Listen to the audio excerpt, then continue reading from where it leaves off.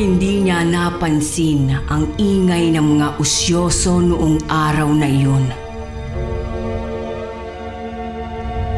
Ang napansin niya ay ang ganda ng araw at ng langit.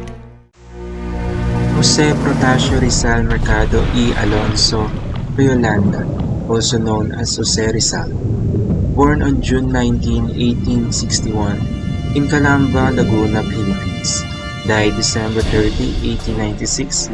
He is a patriot, musician, and a man of letters who was an inspiration to the Philippine nationalist movement. The title of this clip is Ilustrado, Rizal's final moment and life as a hero. At naalala niya ang sinabi ng kanyang ina. Apunte! Fuego!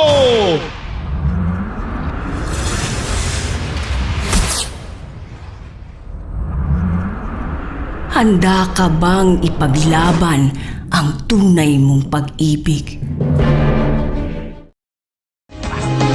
Kulay kayo magdiman ng aking piling, hindi magkukubli.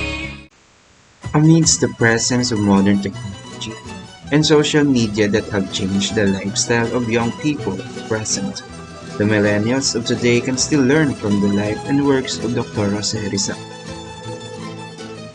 Professor Reggie Palmos, coordinator of Center for Peace Education at West Visayas State University, said that our national hero is still relevant to the millennials today.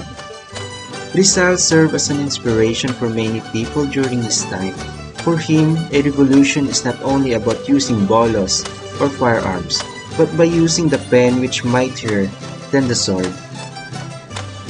Palmos said that it is in the power of writing as a means to effect the change that millennials can learn from Rizal.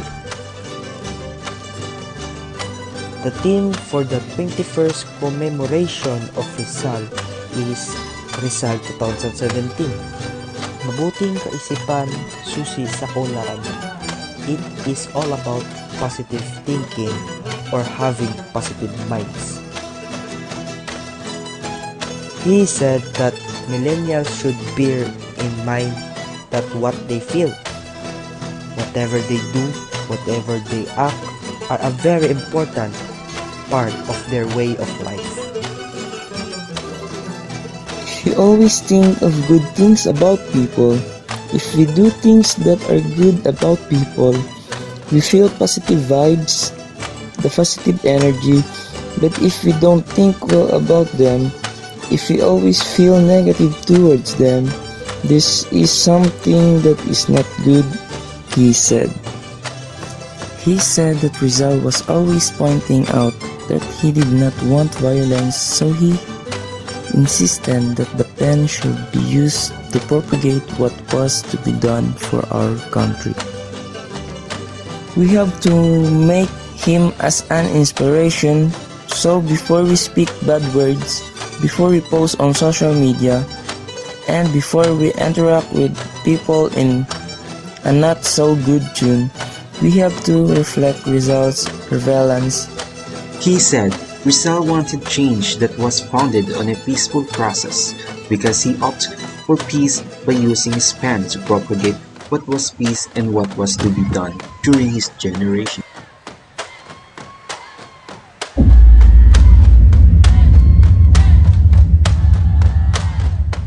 Integrity.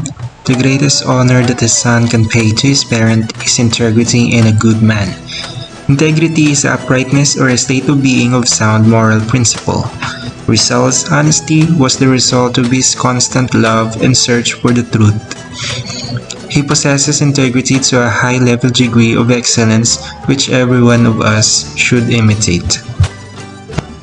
Perseverance. Through hard work and perseverance, he received both his licentiate in philosophy and licentiate in medicine in 1884. Loyalty. Rizal has become a symbol of Philippine struggle for independence.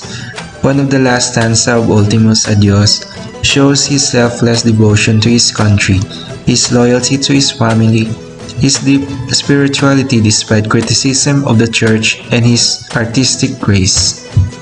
Jose Rizal is the epitome of greatness. Rizal was a visionary who was an agent of change, and his work is reflected as burning passion for uplifting spirit. Discipline. Rizal always practiced self-discipline wherever he is. When he was in Binian, waking up at 4 o'clock to hear a mass if there was any is a part of his daily life. Otherwise, he studied his lesson at that hour and went to mass afterwards. Having self-discipline makes Jose Rizal as a best student. Godliness. Dr. Jose Rizal considered himself as a contingent being that needed other beings to sustain his existence. Such other beings included the origin of all, the necessary being, God. He accepted that he was part of a whole of creation. He could not deny himself, hence he could not deny creation. As such, he could not deny God. Equality. Men are born equal, naked, and without chains.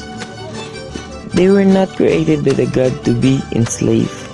Neither were they endowed with intelligence in order to be misled, nor adorned with reason to be fooled by others.